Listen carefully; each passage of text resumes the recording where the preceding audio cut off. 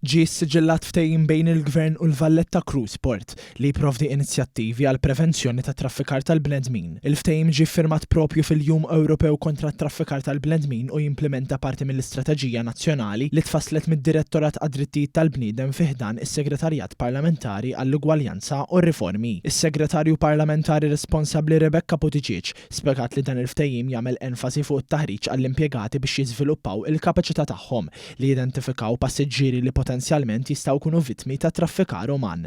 Nilqa' dan il-ftehim li sar bejn id-Direttorat tad-Drittijiet tal-Bniedem u l-Valletta Cruiseport li ser jipprovdi għal aktar kollaborazzjoni, aktar kampanji ta' edukazzjoni sabiex kemm jista' jkun nilqgħu għal prevenzjoni filwaqt li nissiguraw li kull min jispiċċa vittma ikollu fejn jirreferi.